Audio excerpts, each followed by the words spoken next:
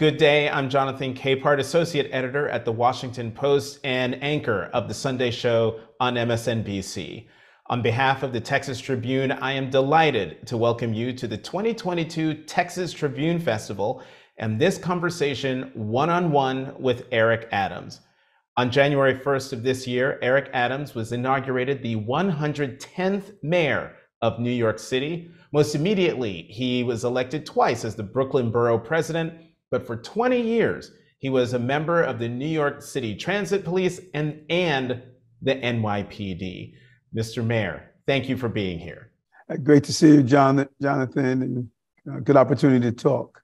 So just before we got on to do this interview, you put out a statement. New York Mayor Adams' statement on influx of asylum seekers arriving in New York City. I was going to talk about the economy first, but I want to talk about this first because you put out a statement because apparently on Monday, some 60 migrants were denied shelter in New York City, which goes against city law, where anyone who seeks a bed for shelter has to get shelter. You write, in the last few months, we have experienced an unprecedented surge of asylum seekers arriving from the southern border. To be more specific, they're arriving by the busloads from Texas as a result of action by Texas Governor Greg Abbott. Just as to start this conversation, your reaction to what the governor of Texas is doing, and is it appropriate for him to do this? No, I don't believe so. Crises requires coordination. Governor Abbott did not coordinate at all. In fact, they first denied that they were sending migrants here. We received, Jonathan, over 10,000 migrants in the last few months. When we look at our right to shelter law here in the city, it is clear that it did not take into account inundation and being inundated at this level. And we are handling this crisis in a real way. We sat down. I was in D.C. yesterday meeting with our Senate delegation as well as the White House team, because this is a real crisis and it's going to take a coordinated effort to solve. Now, I also notice in your statement, as a result, the city's prior practices, which never contemplated the busing of thousands of people into New York City, must be reassessed. What did you mean by that? We have here in New York, one of the few cities where there's something called right to shelter. When someone is here, we have to give them shelter. We have a moral and legal obligation to do so. And that's something that we have done for years. But when the decision was made, clearly the judges did not believe that we will all of a sudden receive hundreds of individuals coming here to seek shelter with the time frame. Now, people are not being denied shelter. We need to be clear on that. There's a limited time frame that we have to do for children and families so they're not sleeping for days inside a facility. We have been doing an amazing job of dealing with the large number of 6 to 8 buses that are coming in, and it doesn't look like this is going to slow down at all. And so our legal team is really looking at the right to shelter ruling, and we have to revisit how it's done correctly.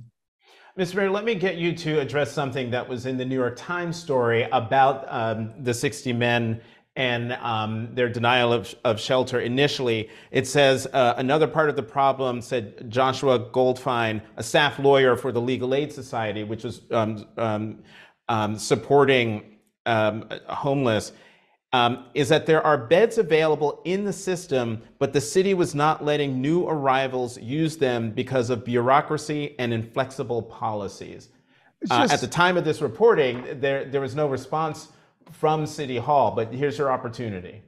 Because it's just so untrue, and I'm a little disappointed with the Legal Aid Society. I would hope that they will combine with us to find a legal remedy of this inhumane action of Governor Abbott, instead of playing this game of gotcha.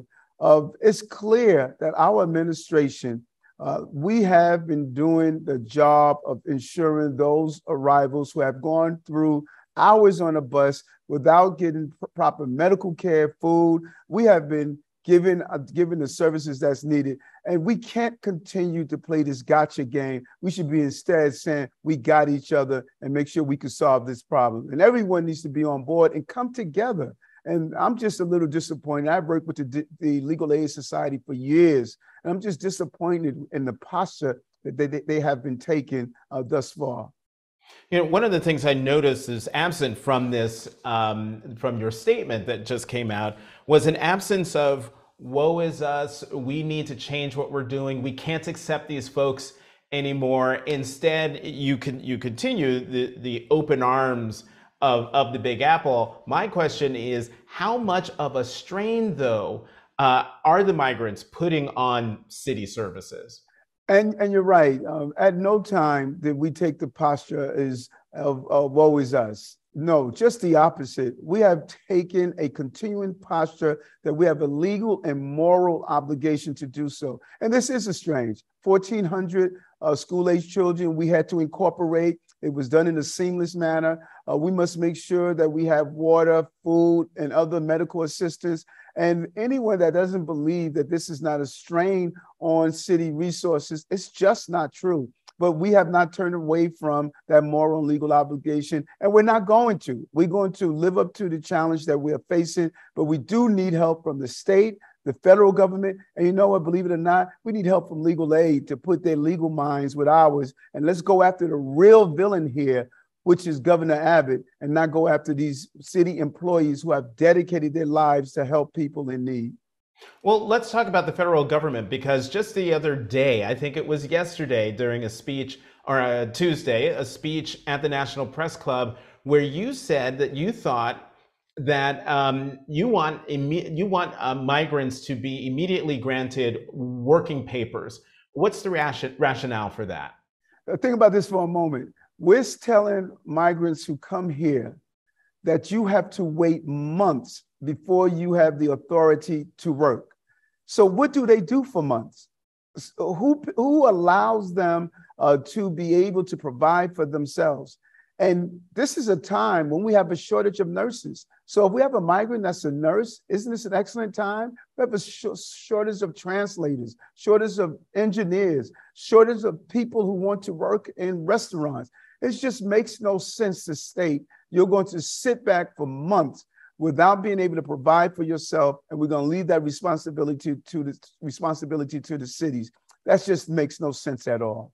So then what's been the reaction from the White House? Because I would imagine this is something that has to be approved by Washington. Have you even gotten a reaction from the White House? It has to be approved, a combination. The Department of Homeland Security, some of it is the lawmakers have to look at, but the White House, they have been a partner in attempting to address this issue. We spoke with them yesterday. They stated that they're going to look into this. Senator Schumer has been amazing, as well as Senator Gillibrand and Congressman Nadler. They realize that this is a real crisis that we're facing as a city, and we're all coming together as a team to address it. So you just mentioned Department of Homeland Security. I noticed you didn't say that you've had conversations with DHS Secretary Alejandro Mayorkas. Have you been in contact with him about this worker permit proposal or any other ideas to deal with the migrants who are being bussed up from Texas? Yeah, our team, we are not leaving any stone unturned and speaking with everyone. We have been speaking with everyone on the state and federal level, as well as the homeless services operations. And so, everyone is being communicated with, because we're going to need a team effort to deal with this crisis. Crisis brings about coordination, and that is what we're going to do. Let's talk about what I wanted to start this conversation with, and that is the economy. On Monday, you announced 3% spending cuts in the current budget and 4.75% reductions in the FY 2024 budget. The next day, new, still record high inflation was reported, which then led the Dow to plummet more than 1,200 points. New York City is dependent on Wall Street.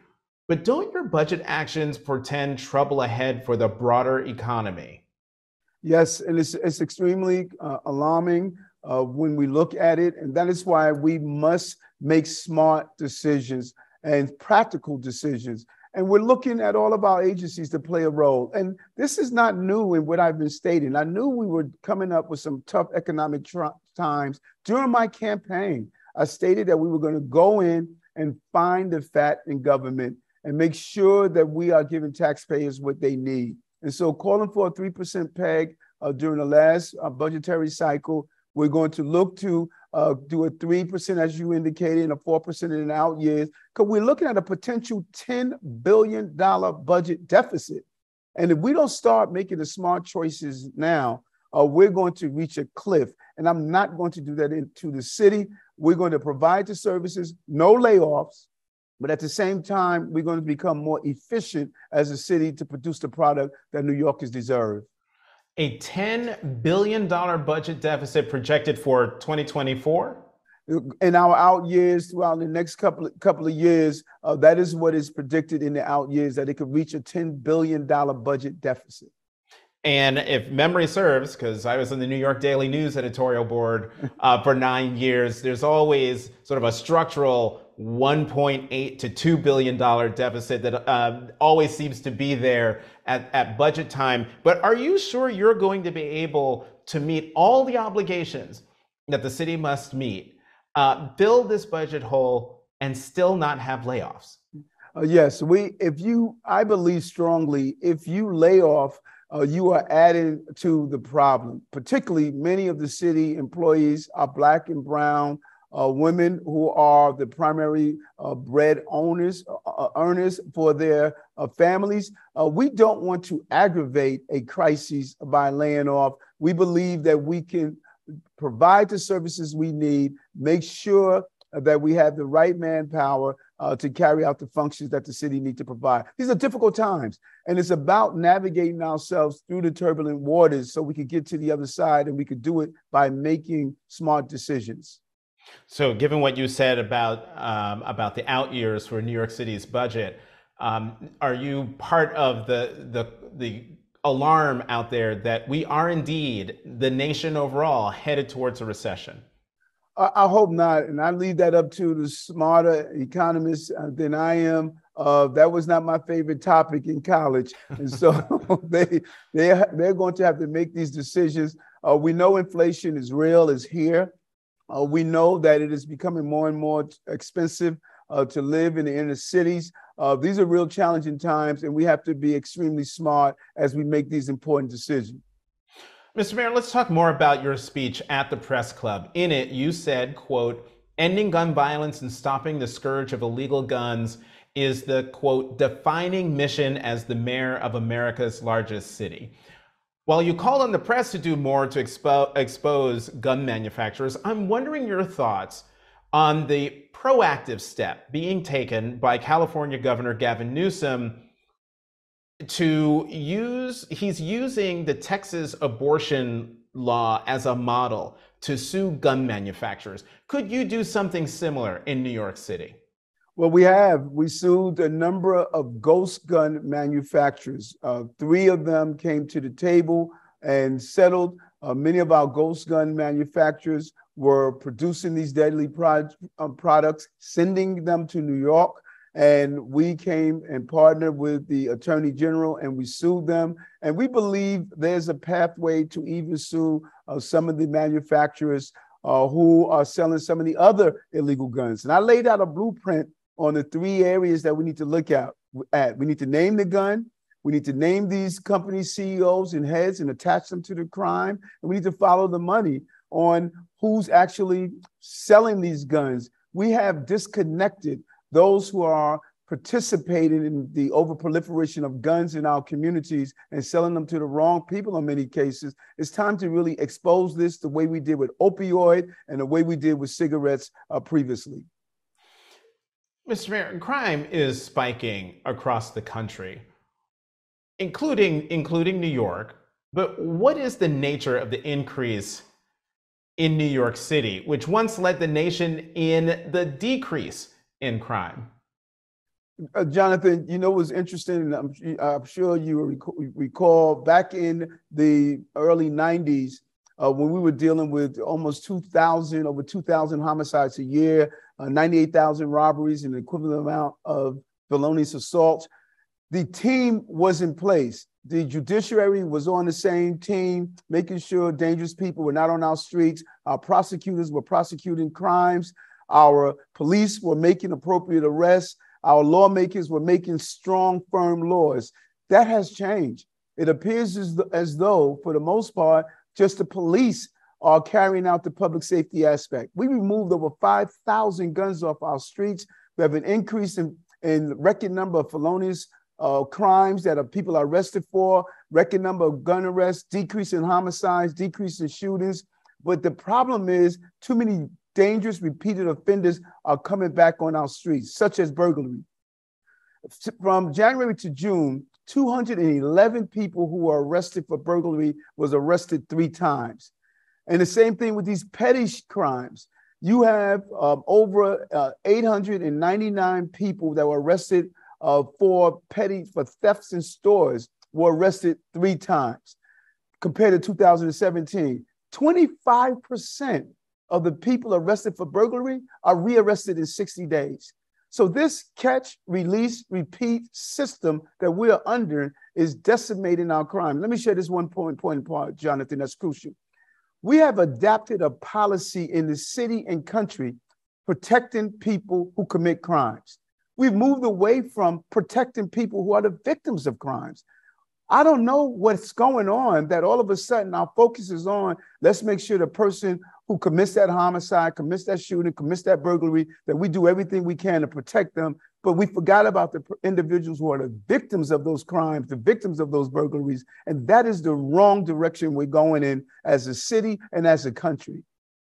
Well, Mr. Mayor, one of the things you talked about reinstating as part of this effort of reducing crime and going after the perpetrators of crime was bringing back plainclothes units. There's talk at one point about bringing back stop and frisk.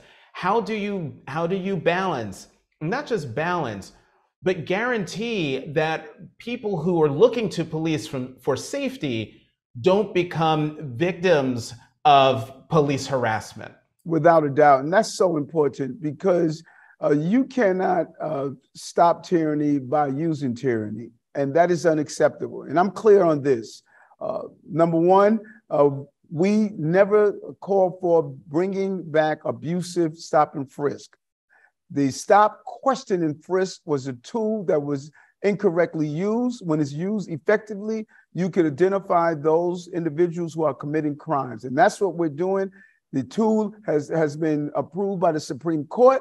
It's not the abuse of it. We were abusing it by targeting people based on zip codes and ethnicity. That is unacceptable. Number two, I made it clear on the campaign trail. We were going to bring back an anti-gun unit that will have a modified version of civilian attire and unmarked vehicles. They're back on the street. They're doing an amazing job. They have contributed to the release of guns. And the number one reason people believe that we would not have abusive policing, because they said, we know the man. We know Eric Adams. He was an advocate for 20 years, over 20 years fighting for the correct form of policing. We can have public safety and justice.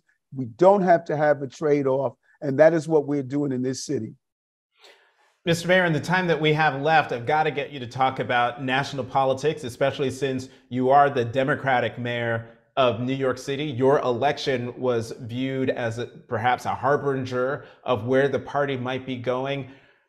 Let's say at the start of the summer, the conversation about Democrats nationally and their prospects in the midterm elections was decidedly dour.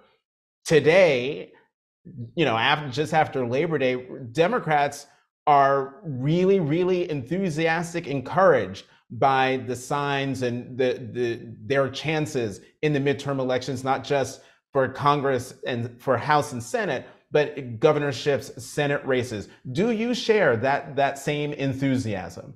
Yes, I do. And I believe that President Biden is the leader that people are rallying behind, the Biden-Harris team. But more than that, I believe that the country has viewed and we have witnessed what this Republican Party is bringing. Those two Supreme Court decisions in a 1 week period, one took away the rights of women, another took away the rights of us being safe by having the open carry law. That hit us all hard as we wrestle with these crucial issues about public safety and overproliferation of guns and the rights of women. I think that really sent a strong message, and I think it's a very clear message, and I'm optimistic. Listen, if we are radically practical, we are going to be able to bring our country in the right direction. And I've always say the far, far left and the far, far right, they're co-conspirators in dividing our country. And I think that we have a progressive middle that is clear that they want to have a country where we raise healthy children and families. And that Supreme Court, the second Supreme Court decision you were talking about related to guns invalidated New York's gun law that had been on the books for about 100 years. Mr. Mayor, we are running out of time. So I've got to end this conversation where we began, and that's with Texas and Texas Governor Abbott. Few questions. One, have you been in contact with Governor Abbott since he started sending busloads of migrants to New York City? Our team reached out and his team and communicated with his team and stated that, can you let us know so we can coordinate the effort? They refused to let us know. They continue to send the buses. It's clear that Governor Abbott is attempting to make this into a political prop, using people who are seeking to live the American dream as the prop for him. And it's just really unfortunate. It's inhumane, it's un-American, and it's unethical, his behavior. What do you say to those on the right who say, you know, that's what you get, New York City and also Washington, D.C. and Chicago. You've got these liberal laws, so you deal with it. Well, I think the birth of the liberal laws, because no matter who they are from the right, they came from somewhere.